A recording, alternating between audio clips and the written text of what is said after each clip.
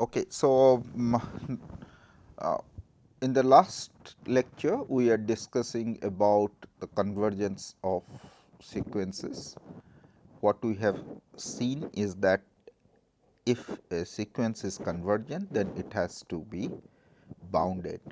So, definitely this says that if a sequence is unbounded, then it cannot converge. However, every bounded sequence, they do not converge. We have seen as an example of minus 1 to the power n, which will oscillate between 1 and minus 1, whatever n sub naught you choose. Now, as usual, or as we know, just to recall that limit if x n and y n are two sequences is equal to x naught, and limit y n goes to infinity is equal to y naught, then limit of x n goes to infinity plus y n, this is equal to limit of n goes to infinity of x n plus limit n goes to infinity of y n. So, as we can see that the catch over here is that both the limit exist, then we can write this. Otherwise, this may not be true. For example, remark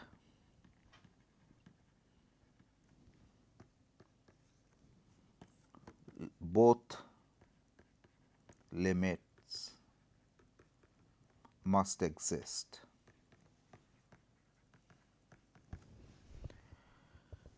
Otherwise, you just take x n to be minus of 1 to the power n, and y n is equal to minus of minus 1 to the power n.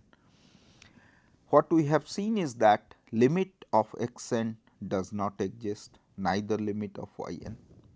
So, right hand side does not make any sense, but in the left hand side x n plus y n, this is equal to minus 1 to the power n minus of minus 1 to the power n, which is going to be 0. So, left hand side is 0, but right hand side is not. So, this is very important that the both limit must exist before you apply this law. The proof is simple, I mean you can do it. Now, also that if limit x n equal to x naught, y n equal to y naught, then limit of x n y n, this is also going to be a sequence, because for each n you are assigning the value x n y n, x n is a real number, y n is a real number. Now, and both the limit exist, then in that case this is limit of x n. So, limit x n y n, and so this is n goes to infinity into limit n goes to infinity of y n, which is equal to x naught y naught. In this case also both the limit must exist before we apply this. Now, if y naught is not equal to 0, therefore, as you can see is that in the limit means n goes to infinity, we are only interested in very large value of n. If y naught is not equal to 0, then for certain epsilon, okay, let us see. So, what is happening for any epsilon positive, you have mod of y n minus of y naught is less than epsilon.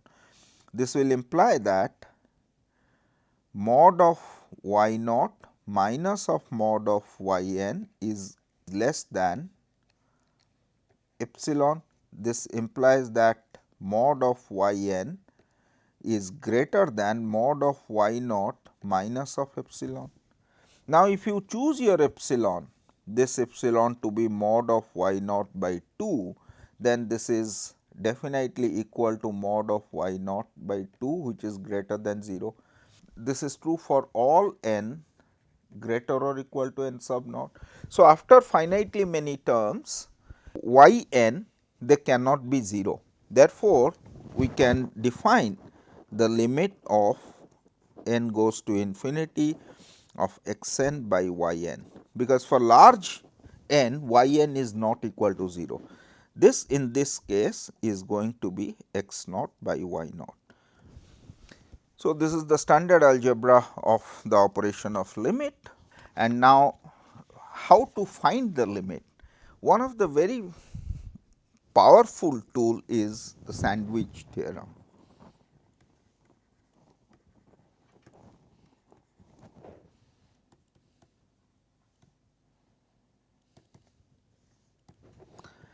Okay, what does it say? Let x n is lesser equal to y n lesser equal to z n, x n, y n, z n are sequences for all n, and limit of x n, n goes to infinity is equal to x naught, which is again equal to limit of limit n goes to infinity of z n.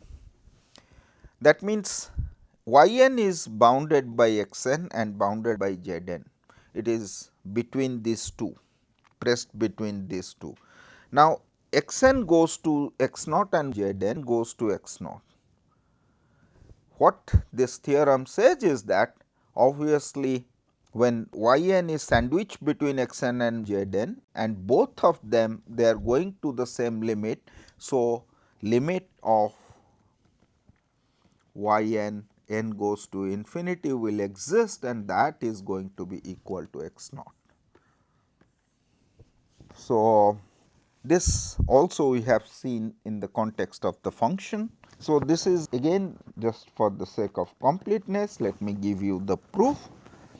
Now, you take epsilon greater than 0, there exists n 1 such that mod of x n minus of x naught is less than epsilon for all n greater or equal to n 1. This implies what? I mean this x n minus of x naught is less than epsilon is greater than minus of epsilon, and also z n minus of x naught is less than epsilon greater than minus of epsilon for all n n 2. Take n sub 0 is the maximum of n 1 and n 2. Now, if n greater or equal to n sub naught, this holds, and n greater or equal to n sub naught, this is also true. Therefore, what do we get? We have get x n, which is again greater than x naught minus of epsilon, which is lesser equal to y n, which is lesser equal to z n, and this z n is less than x naught plus epsilon for all n n sub naught. Therefore, y n minus of x naught is less than epsilon, and which is greater than minus of epsilon.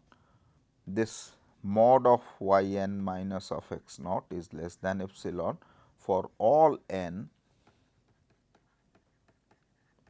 Therefore, this is sandwiched if both the side, if this converges to x naught and this converges to x naught, then y n does not have a choice, it is going to converge to the same x naught. That is what is the sandwich theorem. Let us do some example. 1.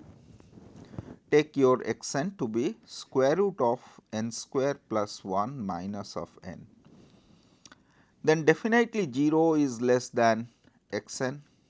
Now, this x n I can write it is n square plus 1 minus of n into square root of n square plus 1 plus of n divided by square root of n square plus 1 plus n, which is equal to n square plus 1 minus of n square, a minus b into a plus b is a square minus b square.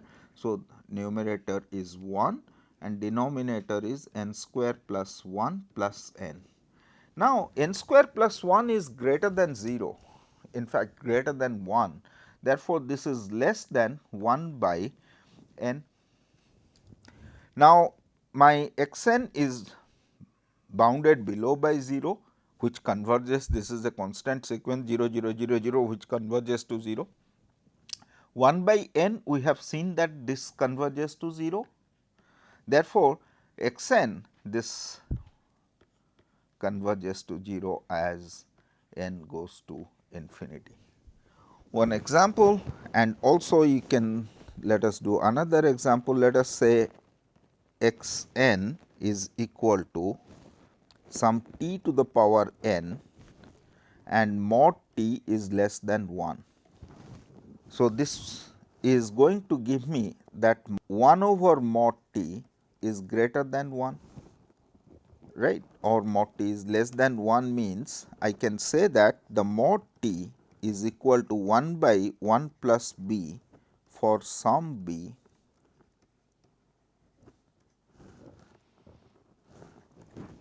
for given t. If something is less than 1, then this is 1 by something. So, that is what basically you can find out the b.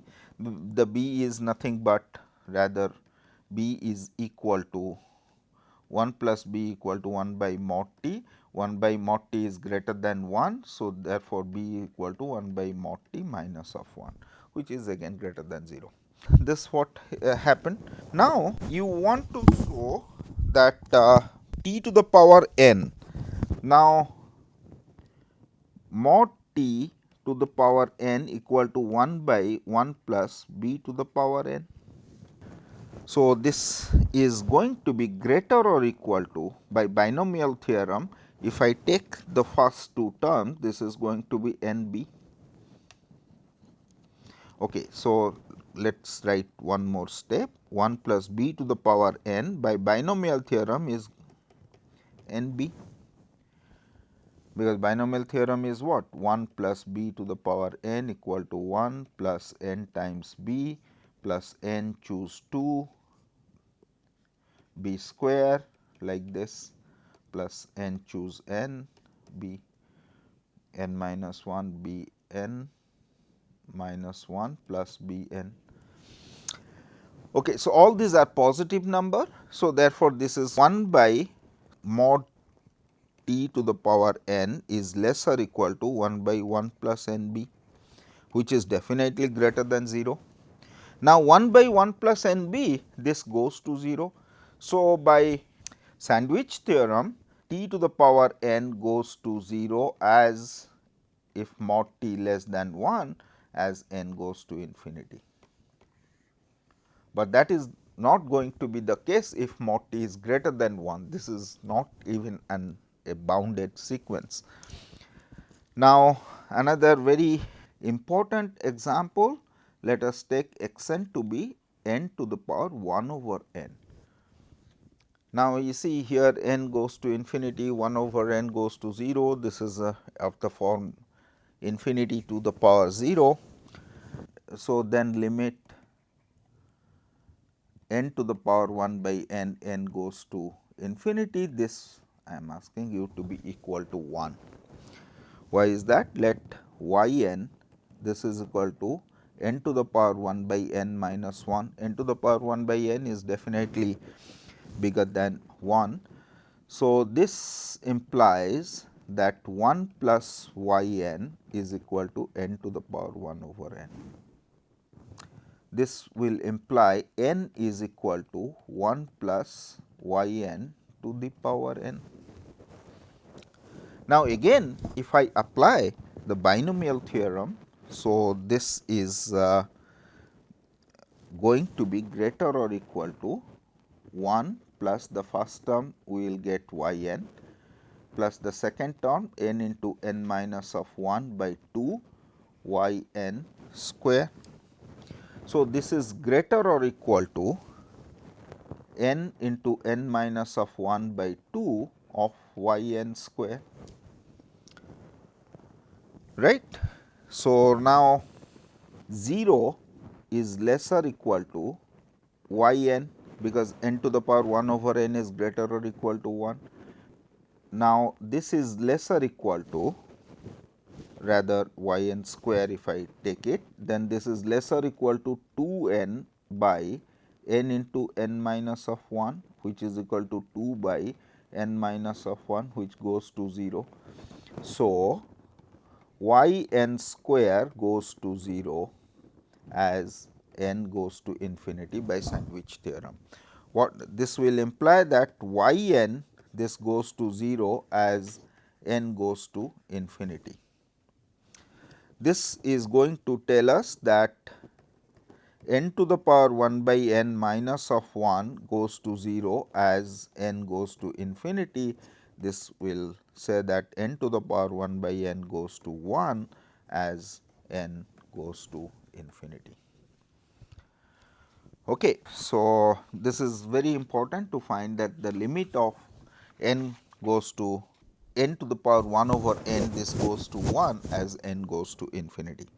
Similarly, I mean you can show other example. For example, if you take if a is greater than 1, then n by a to the power n, this goes to 0 as n goes to infinity. So, again you can apply the binomial theorem, a is greater than 1. So, this is a equal to 1 plus delta for some delta greater than 0. If a is greater than 1, then what we know that a equal to 1 plus delta for some delta greater than 0. Therefore, a to the power n, if I write it, then this is 1 plus delta to the power n. By binomial theorem, this is certainly greater than n into n minus of 1 by 2 delta square. This will imply that 1 by a n, this is less than 2 divided by n into n minus of 1 delta square. So, n by a to the power n, which is definitely bigger than 0, which is less than n by 2 n into n minus of 1 delta square, which is equal to 2 by n minus of 1 delta square. So, which goes to 0. Therefore, n by a to the power n, this goes to 0 as n goes to infinity. For example, n by 2 to the power n goes to 0 as n goes to infinity. N by 3 to the power n, this goes to 0 as n goes to infinity. Because in a sense what you can say is that the 2 to the power n goes to infinity as a much faster rate than n goes to infinity. In comparison to 2 to the power n, you just try to see that 2 to the power n equal to 4, then n is 4, and 2 to the power 4 is going to be 16. N equal to 5, 2 to the power 5 is going to be 32. So, it is going at a much faster rate.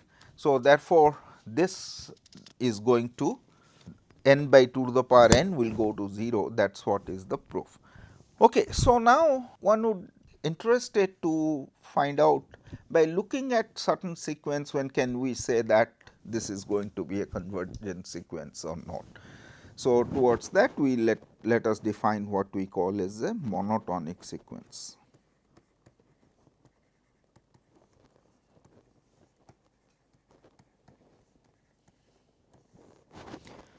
So, monotonic increasing,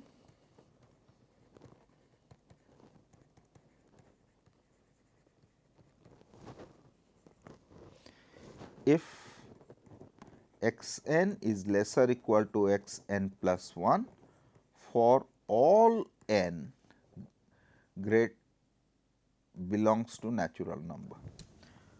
For example, x n equal to n, it is a monotonic increasing. Monotonic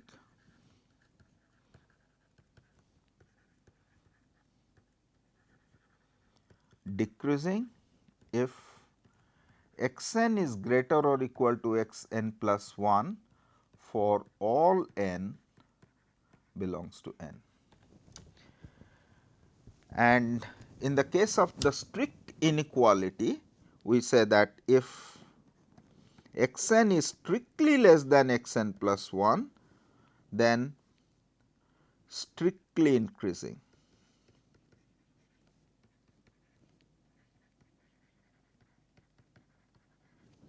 If x n is strictly greater than x n plus 1, we say that it is strictly decreasing. So, we have got various examples. So, x n equal to n monotonic, this is in fact strictly increasing, and x n equal to 1 by n is decreasing.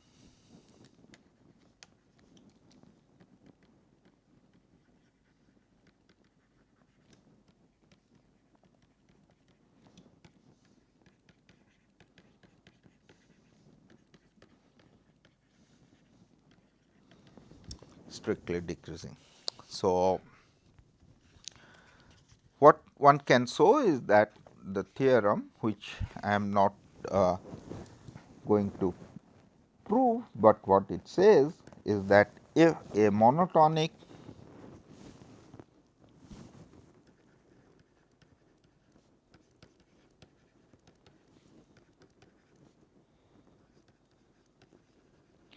increasing sequence, which is let x be a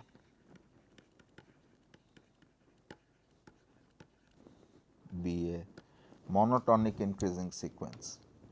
Now, if x n is bounded, then x n converges. Similarly, let x n rather is bounded above is be monotonic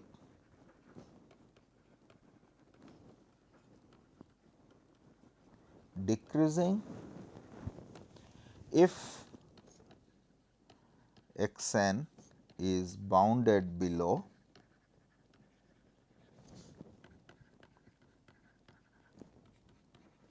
then x n converges. As a matter of fact, if we want to look for the proof, this is nothing but if you look at the supremum of this is bounded above, monotonically increasing bounded above, look at the supremum of this x n, then this is the supremum where this x n will converge.